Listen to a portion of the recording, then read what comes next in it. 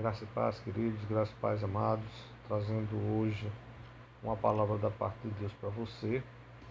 O texto que se encontra no livro de Lucas, no capítulo 7, a partir do versículo 11, ele versa sobre a viúva de Naim. O texto em questão nos diz: o filho da viúva de Naim. E aconteceu, pouco depois, ir ele à cidade chamada Naim, e com ele iam muitos dos seus discípulos e uma grande multidão. E, quando chegou perto da porta da cidade, eis que levavam um defunto, filho único de sua mãe, que era viúva, e com ela ia uma grande multidão da cidade. E vendo-a, o Senhor moveu-se de íntima compaixão por ela, e disse-lhe: não chores. E chegando-se, tocou o esquife, e os que o levavam paravam. E disse-lhe: jovem, eu te digo, levanta-te. Queridos, para entender o texto, para nós compreendermos o que aconteceu, o texto nos diz que aconteceu que pouco depois ia ele a uma cidade chamada Naim. Jesus estava passando, era aí a última semana do seu ministério.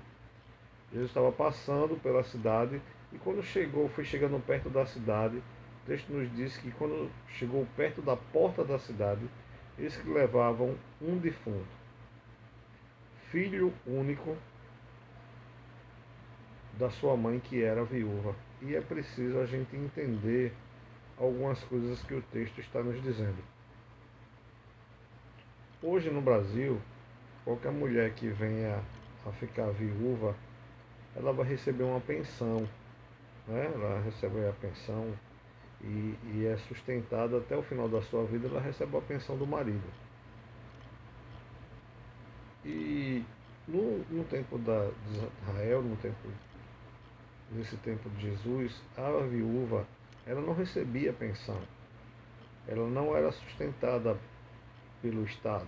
Ela tinha o que ela tivesse e ela era sustentada pelo marido, e depois que o marido morresse, o filho a sustentava. E se morresse o marido, e se morresse o filho, que é o que acontece aqui, o texto nos diz que quem estava sendo enterrado era o filho único de uma viúva, ou seja, ela já não tinha o provedor, que era o marido já havia falecido, e todas as esperanças daquela viúva era aquele filho. Porque tendo um filho, as terras continuavam sendo dela. Tendo um filho, ela tinha esperança de ser avó, né, de colocar o seu neto no colo. Tendo o seu filho, ela sabia que ela ia ser cuidada pelo filho até a hora da morte. Mas nesta hora, nessa situação, em que morrendo o filho, ela passava a ser uma indigente. Ela passava a ser uma mendiga. Ela ia pedir, mesmo tendo propriedades, essas coisas, ela perderia tudo e ela ia pedir no meio da rua. Ela ia ser uma mendiga, ela ia viver do favor dos outros. Então, muito mais do que um filho, dentro daquele caixão, ia a esperança daquela mãe, ia a dignidade daquela mãe, ia o desejo de um dia colocar no seu colo um neto, ia o desejo ia a proteção dela, o cuidado dela durante a velhice, estava tudo dentro daquele caixão. Então o texto nos diz que ele era filho único de sua mãe, que era viúva. E também nos diz o texto que com ela ia uma grande multidão da cidade. O pessoal ia ali naquele cortejo fúnebre, né, aquela tristeza, aquela comoção. E o texto nos diz também, antes, que Jesus, quando ia, e os seus discípulos, ia uma grande multidão com ele. Aí a gente vê aí o paradoxo dessas duas multidões. Uma multidão, aqui é com Jesus, era a multidão da alegria, a multidão da esperança, todo mundo ali na iminência de falar com Jesus, de ser curado, de ouvir a voz, ouvir o sermão de Jesus, ouvir uma mensagem, de receber aquilo que desejava o seu coração, ou de ser liberto, ou de ganhar a salvação. E o pessoal ia naquela expectativa de quem está com uma coisa boa, de quem está com o melhor. Imagina a alegria desse povo que ia aí acompanhando Jesus, Jesus lá caminhando, e eles ao redor de Jesus, querendo ouvir, querendo vê-lo, querendo tocá-lo. E, em contraponto, paradoxalmente, lá vem uma viúva, um esquife, né? Aquele defunto ali, uma mulher quando tinha todas as expectativas dentro daquele caixão, todas as esperanças dela dentro daquele caixão, e essas duas multidões se encontram. E eu acho maravilhoso esse texto, porque a multidão da alegria se encontra com a multidão da tristeza. E o texto nos diz que, e vendo-a, o Senhor moveu-se de íntima compaixão por ela e disse: não chores. Agora, para tudo, irmão, se coloca aí no lugar dessa viúva e imagina a situação. Morreu, não tem mais jeito, você mendiga a partir de agora, não tem quem me sustente, não tem quem cuide de mim. Aí vem um camarada que eu nunca vi mais gordo e diz: não chores.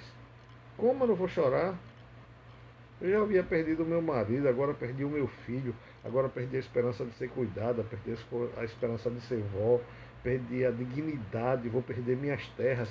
E esse camarada vem: não chores. Só, queridos, que não foi qualquer pessoa que disse não chores. Quem disse não chores foi Jesus. Jesus chegou na hora certa, porque ele não se atrasa. Pense nisso que eu estou lhe falando. Jesus não se atrasa, ele vem na hora certa. E na hora certa em que aquele esquife estava saindo, aquele enterro estava saindo, Jesus chegou para ela de íntima compaixão, disse: não chores. Ele sabia porque ele estava dizendo: não chores. Ele sabe porque hoje ele diz a você: não chores. Ele sabe porque hoje ele diz a você: aquieta o teu coração, porque Deus ainda está no controle. Ele disse: não chores, e chegando-se, tocou o esquife. E os que o levavam pararam. E disse ao jovem: eu te digo, levanta-te. Queridos, a pandemia veio, ceifou a vida de alguns queridos nossos, de muitas pessoas, e deixaram alguns meio que mortos por dentro. Alguns que frequentaram a igreja deixaram, alguns ficaram desesperançados, outros ficaram tristes. E talvez hoje você esteja nessa condição de desacreditado, desigrejado, triste por algumas circunstâncias que aconteceram, talvez por ter perdido um ente querido, talvez por ter acontecido coisas ruins nesse período, e você esteja tal qual aquele menino morto por dentro. E às vezes a gente está assim tão triste que nada anima, que a situação tá, a gente olha, não vislumbra possibilidades, e Jesus chega hoje e, como disse para aquele menino naquele dia, ele diz hoje para você: levanta-te. Levanta-te. E o texto nos diz que o defunto levantou-se e começou a falar e entregou-o à sua mãe. E de todos se apoderou o temor e glorificavam a Deus, dizendo: um grande profeta se levantou entre nós, e Deus visitou o seu povo. E correu dele esta fama por toda a Judéia e por toda a terra circunvizinha. Queridos, não foi qualquer um que chegou. Quem chegou foi Jesus. E quando Jesus diz: levanta-te, ele sabe por que está dizendo isso. Jesus disse: levanta-te, e devolveu a vida àquela criança. Eu gostaria que você hoje se levantasse, porque eu quero devolver a você a sua esperança. Aqui era caso de morte, não tinha mais jeito, não é? A gente não diz morreu, não tem mais jeito. Não tem mais jeito para eu, não tem mais jeito para você, mas para Deus tem. Seja qual foi a situação, seja lá o que está lhe deixando triste, Deus pode te dizer hoje: levanta-te, muda esse quadro, mudar a situação, fazer algo novo na tua vida.